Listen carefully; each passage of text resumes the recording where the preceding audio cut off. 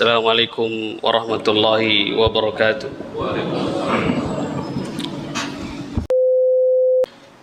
Innal hamdalillah nahmaduhu wa nasta'inuhu wa nastaghfiruh wa na'udzu billahi min shururi anfusina wa min sayyiati a'malina. Man yahdihillahu fala mudilla lahu ومن يضلل فلا هادي له أشهد أن لا إله إلا الله وحده لا شريك له وأشهد أن محمدا عبده ورسوله صلى الله عليه وسلم تسليما كثيرا يا أيها الذين آمنوا اتقوا الله حق تقاته ولا تموتن إلا وأنتم مسلمون يا أيها الناس اتقوا ربكم الذي خلقكم من نفس واحدة وخلق منها زوجها وبث منهما رجالا كثيرا ونساء واتقوا الله الذي تساءلون به والأرحام إن الله كان عليكم رقيبا أما بعد معاشر المسلمين rahimani wa rahimakumullah. Segala puji bagi Allah Subhanahu wa taala yang telah memberikan kita banyak sekali kenikmatan-kenikmatan. Kenikmatan yang terbesar adalah nikmat Islam, nikmat iman, dan nikmat berada di atas jalannya para rasul, jalannya Nabi sallallahu alaihi wasallam. Salawat dan salam semoga senantiasa tercurahkan kepada Nabi kita yang mulia, Nabi Muhammad sallallahu alaihi wasallam. Ma'asyiral muslimin rahimakumullah. Tema khutbah kita pada siang hari ini adalah kedudukan dan keutamaan para sahabat Nabi sallallahu alaihi wasallam serta hukum mencela dan menghina mereka. Kaum muslimin rahimakumullah. Allah Subhanahu wa taala telah memilihkan untuk nabinya sekelompok orang-orang terbaik di zamannya dan menjadikan mereka sebagai sahabat nabinya. Mereka, yaitu para sahabat, adalah sebaik-baik penolong, sebaik-baik teman. Semoga Allah Subhanahu wa taala meridai mereka semuanya.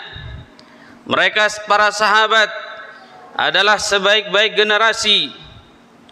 Hati mereka adalah hati manusia yang paling baik setelah para nabi.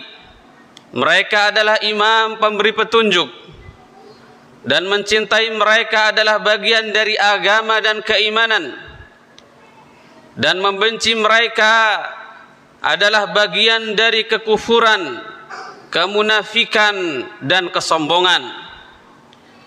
Mereka para sahabat adalah orang-orang yang berjumpa dengan Nabi sallallahu alaihi wasallam walaupun sebentar. Mereka beriman kepadanya, wafat dengan berpegang pada keimanan tersebut. Mereka adalah sebaik-baik generasi dan para imam setelah para nabi.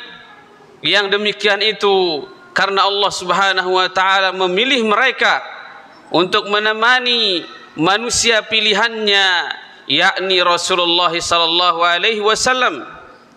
Mereka para sahabat beriman kepada Nabi, berjihad bersamanya, belajar Islam langsung dari sumbernya. Karena itu Nabi sallallahu alaihi wasallam sangat-sangat mencintai para sahabatnya radhiyallahu anhum ajma'in. Allah Subhanahu wa taala berfirman, laqad radiyallahu 'anil mu'minin إذ يبايعونك تحت الشجرة فعلم ما في قلوبهم فأنزل السكينة عليهم وأثابهم فتحا قريبا. Allah Subhanahu wa taala berfirman menggambarkan tentang para sahabat. Sesungguhnya Allah Subhanahu wa taala telah ridha terhadap orang-orang mukmin, yaitu para sahabat Nabi sallallahu alaihi wasallam, ketika mereka berjanji setia kepadamu di bawah pohon.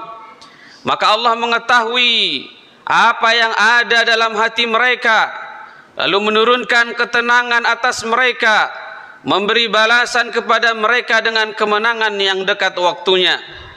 Abdullah bin Mas'ud, salah satu sahabat Nabi sallallahu alaihi wasallam, beliau pernah mengatakan, innallaha nazara fi qulubil ibadi fawajada qalba Muhammadin sallallahu alaihi wasallam khaira qulubil ibad fastafahu li nafsihi fabta'athahu birisalatihi thumma nazara fi qulubil ibadi ba'di qalbi Muhammadin sallallahu alaihi wasallam fawajada quluba ashabihi khaira qulubil ibad faja'alahum wuzara'a nabihi yuqatiluna ala dinihi fama ra'al muslimuna hasanan fahuwa indallahi hasan wa ma ra'au sayyi'an fahuwa indallahi sayyi'un.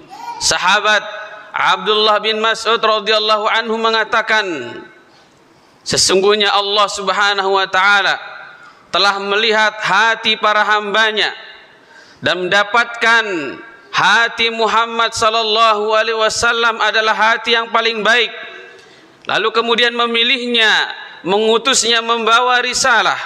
Kemudian melihat kepada hati para hamba setelah hati Muhammad sallallahu alaihi wasallam dan mendapatkan hati para sahabat adalah sebaik-baik hati para hamba. Lalu menjadikan mereka sebagai pendamping nabinya. Mereka para sahabat berperang membela agamanya, sehingga apa yang dipandang kaum muslimin, yaitu para sahabat, sebagai kebaikan, maka ia baik di sisi Allah Subhanahu wa taala, dan apa yang dipandang mereka sebagai keburukan, maka ia adalah keburukan di sisi Allah Subhanahu wa taala. Ma'asyiral muslimin rahimakumullah. Maka wajib bagi seorang muslim dan mukmin untuk mencintai seluruh para sahabat Nabi, karena Allah Subhanahu wa taala dan Rasulullah sallallahu alaihi wasallam pun mencintai mereka, karena mereka juga telah berjihad di jalan Allah, menyebarkan Islam ke belahan bumi timur dan barat, karena mereka telah melindungi Nabi sallallahu alaihi wasallam dan beriman kepadanya serta mengikuti cahaya yang diturunkan kepadanya. Inilah akidah keyakinan ahlus sunnah wal jamaah. Maka ma'asyiral muslimin, kita harus mengetahui kemuliaan dan keutamaan para sahabat Nabi, sebagaimana Allah Subhanahu wa taala telah memuliakan dan memberikan keutamaan kepada mereka. Allah Subhanahu wa taala berfirman, والسابقون الأولون من المهاجرين والأنصار والذين اتبعوهم بإحسان رضي الله عنهم ورضوا عنه وأعد لهم جنات تجري تحتها الأنهار خالدين فيها أبدا ذلك الفوز العظيم.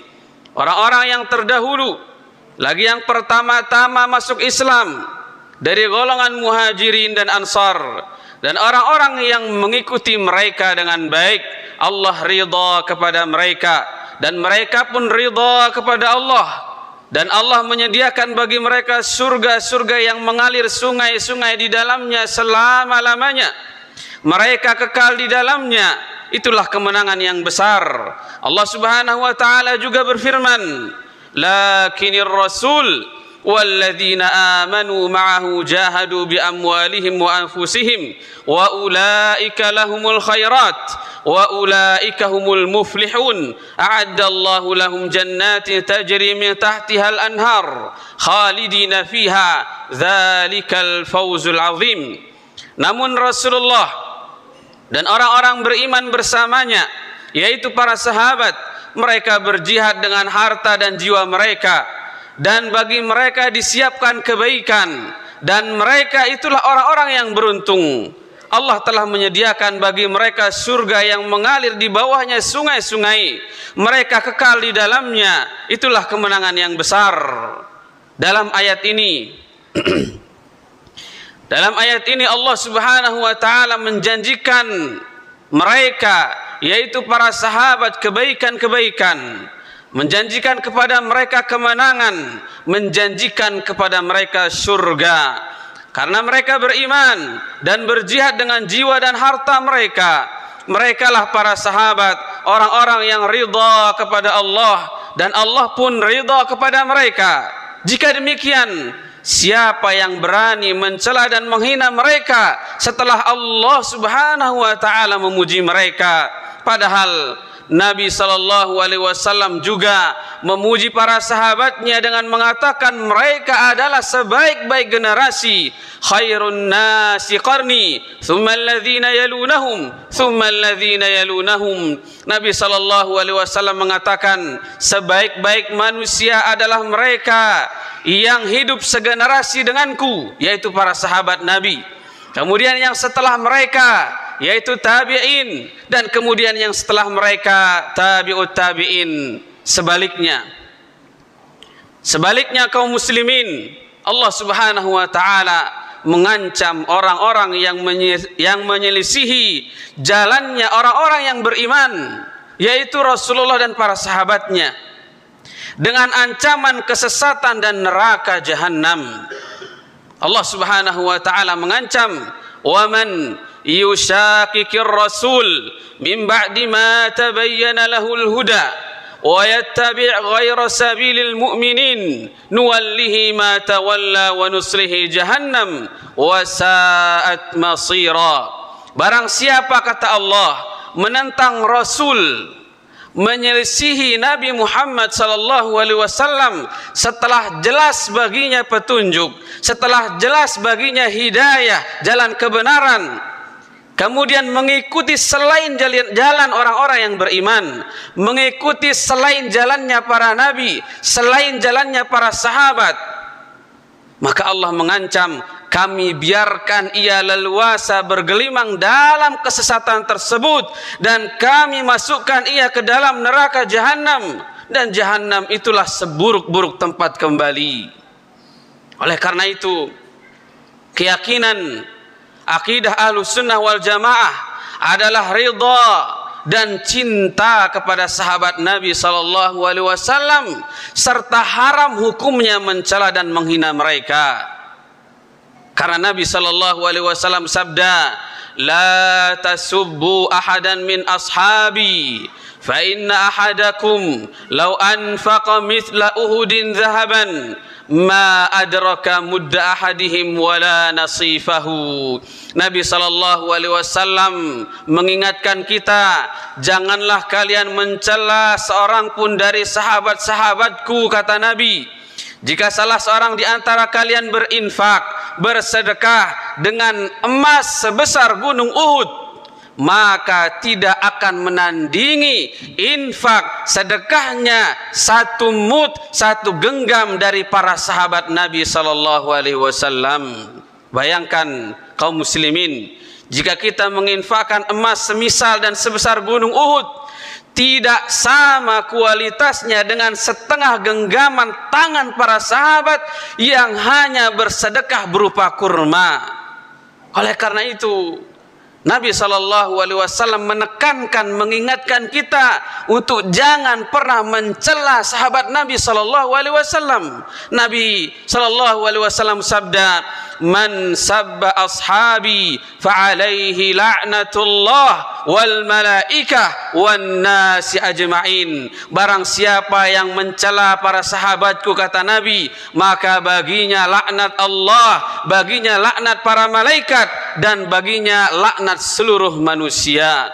Aqulu qawli hadza wa astaghfirullah li wa lakum wa lisairil muslimin innahu huwal ghafurur rahim.